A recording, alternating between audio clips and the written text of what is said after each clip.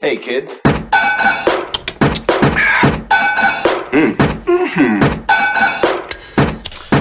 right, guys, welcome. We're going to do product photography today, specifically food photography. All right, you're going to do your best to sell me or convince me to be interested in this food idea. So again, we're going to be looking at still life photography, specifically food, and through the lens of product photography. All right, so learning goal. Learn to master the camera as a tool to clearly represent an idea and product, specifically food photography. So your camera should not get in the way of the idea. You know how to use the shutter, you know how to use the focus, you know how to use the exposure, you know how to use the depth of field tools to best represent a food still life. Success criteria. Student can make a photo series that clearly illustrates food and emphasizes texture and color. So we're going to really work on emphasizing texture and color. They can also apply photo aesthetics, studio lighting, and engaging photo tension. So how do you create tension in food photography? All right. To-dos. Look at and, let's get rid of one of those hands. Make observations of food photos. We're going to do that here in a second. Look at lighting, camera angle, and background. You need to photograph 2 food items today. You need to set the food up in 2 to 3 different compositions. So maybe it's a bowl of cereal and then a bowl of cereal with a spoon in it, or a bowl of cereal and the camera from a different angle, or cereal being poured in the bowl. So maybe the topic's cereal, you're going to do 2 to 3 different compositions working with cereal. Then you're going to take 10 different photos of each composition. So maybe I have cereal in the bowl with a spoon in it. Maybe I have cereal in the bowl with milk in it. That's 2 compositions. And maybe I have cereal on a bowl with cereal spilt on the countertop. That's 3. Of each of those, I'll then take 10 photos of each. So for each food item, you're going to have 20 to 30 photos. All right? So right up here, you're going to do this same setup for each of the food still life items. Think about composition, location, models, and interactions. You're going to create a photo proposal specifically about food. That'll be in the classroom as a handout. You're going to fill it out. And then think about how could you capture motion or limit depth of field to better sell your food product. Here we go, guys. Background is something you need to think about with food photography. You're going to be limited in your space. You're going to be working at home. You're also going to be limited with what foods you choose to photograph. In this case here, they're obviously photographing a cupcake. It's probably a cupcake that was purchased at King Soopers or something like that. So the food you pick, have fun with, right? Have fun with the food you're going to photograph. It should be an interesting idea and an interesting look, and it should be interesting food, right? It could be candy in a candy bar. It could be a bowl of cereal, which Fruity Pebbles would be awesome because it's nice and bright. It could be a sandwich. It could just be crackers and cheese. It could be a stack of cookies, all right? But a couple things I want you to think about. Think about studio lighting. In this particular picture, the light is coming right here. Oh, right there. The background is simply this tablecloth or a placemat cloth taped to cardboard, but notice this nice curve. That curve is going to illuminate shadows. And then to kind of limit my view of the small space I'm photographing, notice, I'm going to use green here, this short depth of field. We can see focus here to here. Everything behind that is blurry, and it really helps us draw our attention to the cupcake. So you're going to have to think about your camera manipulation, your background manipulation, and your lighting manipulation with studio lights. Now, this is an example of really, really well done food photography. So not only do we have a expertly made dish, right? Someone who does this for a living. We have setup and eating happening. We have that setup. We have artistry happening. So we have all the ingredients here laid out cleverly, sliced up, posed as this S to kind of create space. And then we have a background and a serving platter that is artistic and creative that also matches the cast iron wok that this dish was made in. If you have all that at your house, awesome. Make me some dinner. It's probably delicious. However, most of the time, we don't have all this extra setup. So this is a professional photo. I want to go through and look at some other examples of photos in a range of proficient minus to advanced. So let's start off with bread. Okay, this here, I like the nice white background. This is simply a sliced piece of bread. Notice they have a knife here to kind of create some context, and they have the main loaf right over here.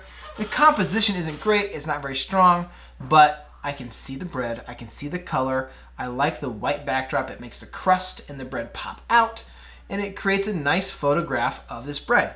And I like that straight up and down angle. I would say that would be a proficient. Okay, take a look at this other one. We've got blueberries. So we have the ingredients here in the background. Very clever. We have the bread laid out in this nice platter. And then we have white on white on white. So we have this nice white space that makes the food, the dark blueberries, and the bread pop out. In addition to that, though, to keep the viewer's eye moving around, we have this little bit of tablecloth down here just to give a little texture down below the platter. Okay? Cookies. Hey, say, hey, Mom, I need cookies for homework tomorrow, so please make me 4 dozen cookies, and I'm going to photograph them. So this is a great chance just to eat cookies. So this here, interesting cookies, right? All these lovely M&M colors are very fun. There's repetition of the 3 M&Ms per each. However, notice this side over here is blurry, and this here is in focus, okay? The background, this is just cookies on a cooling rack. They've got studio lighting. The studio lighting is coming from up above, right? Right here is the studio lighting. It's probably maybe coming from this corner over here. So obviously these cookies over on this side are dark. It's not, the M&Ms are blown out. They're a little bright. The background leaves a lot to be desired. It's a white background with this interesting dark iron cooling rack. But it just leaves a lot to be desired. So even though I like the color and the preparation, we've got a proficient here. Okay. Now we've got cookies set up expertly. So we have a white background. That could be paper. That could be wax paper. It could be anything. We have our cookie dessert pastries stacked up here.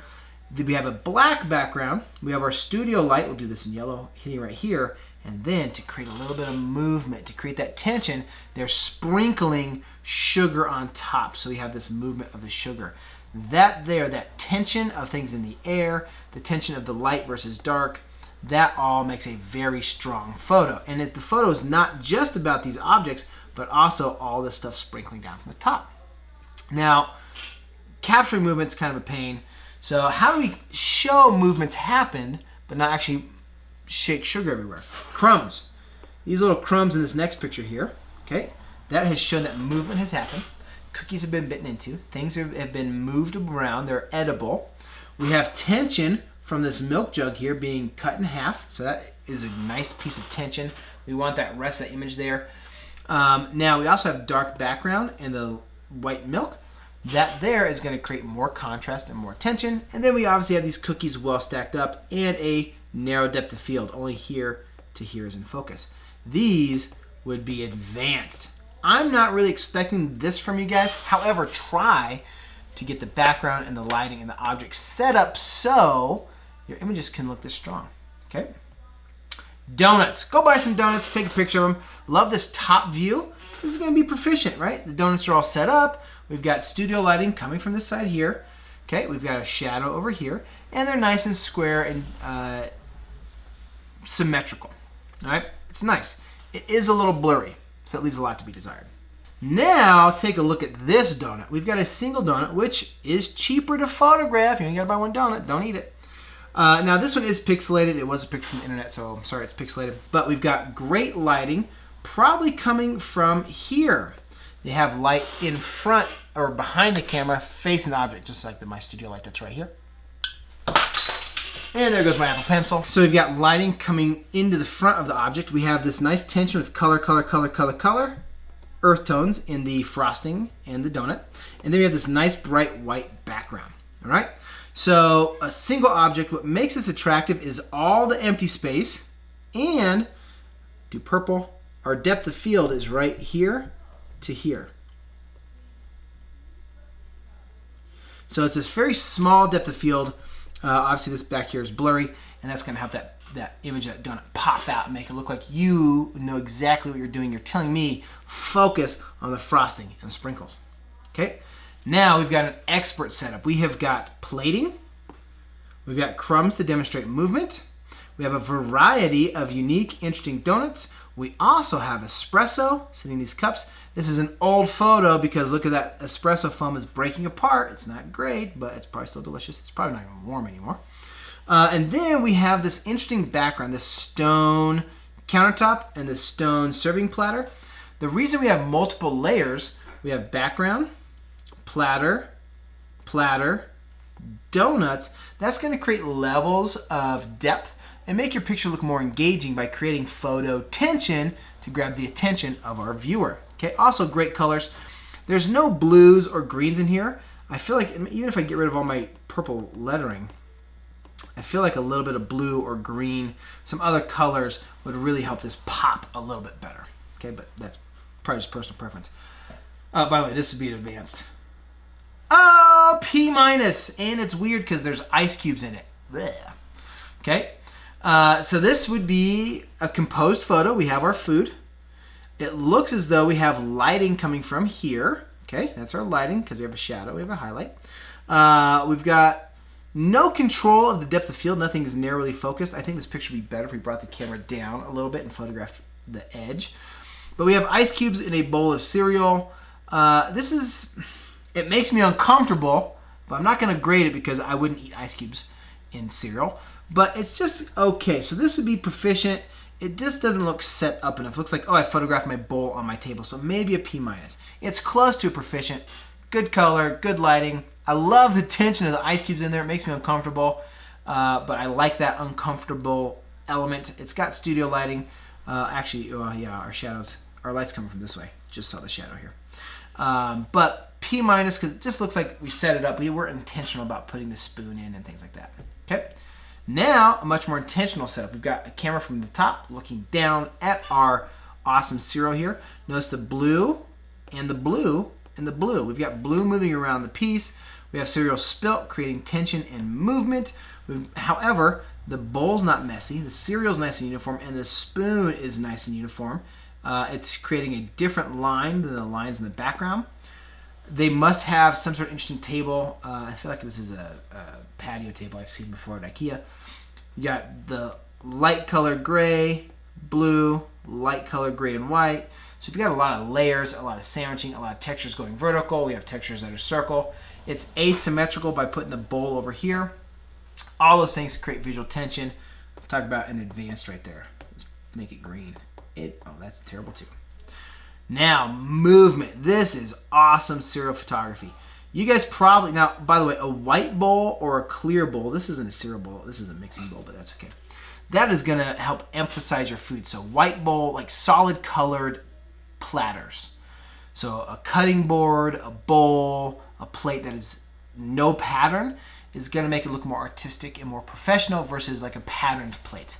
So if you have non-patterned things like cutting boards, skillets, bowls, or cups that are non-patterned, use those first before you use patterned ones. If you don't have any plain flatware or silverware or stoneware, that's okay. Use what you have. Maybe put out paper towel. Maybe put out a tea towel. Maybe put out wax paper. Play with those things there. So we've got movement. I don't know how they did this. Maybe they dropped a rock in there or a bouncy ball. I don't know. We've got loads of fun color. Now this obviously isn't their first splash because we've got splashes everywhere down here, and this milk is still going up. So this is probably their second splash. Notice there's already cereal stuck to the bowl. So they probably made a couple big splashes, and this is the most aesthetically pleasing one. Black background, which creates contrast with the bowl and the milk, making it more exciting. You got this little bit of detail of a spoon here. And it's super fun, right? I would be so upset if I spilt my cereal everywhere like that. However, the splash, the milk, and the color next to the black and white subject and background makes that cereal look more exciting and delicious.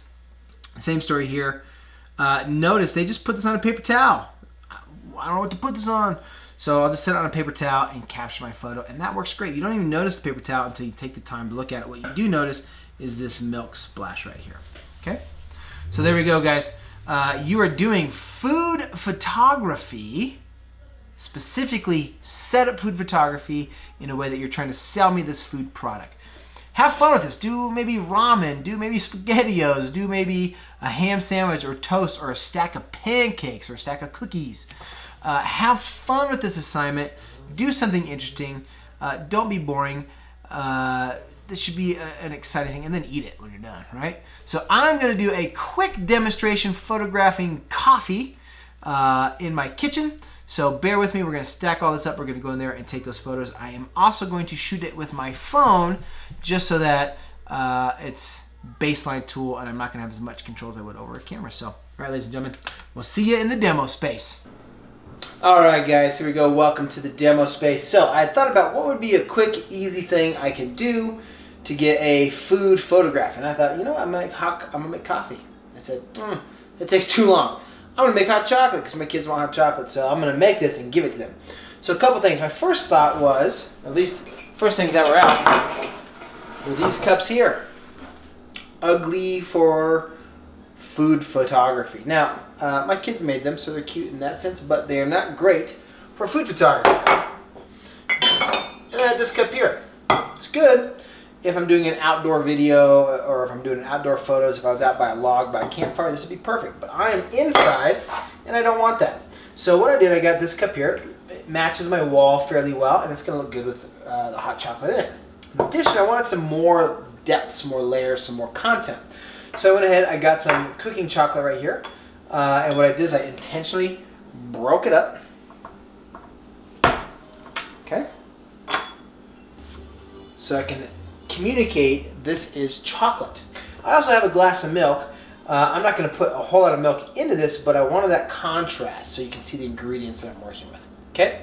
So what we're going to do, I'm going to photograph this with my phone. I've got my studio lighting over here. I've got my hot water brewed up right here. We're going to do a little fast forward. You're going to see me do this process, and then I'll show you the final photos at the end. And fast forward.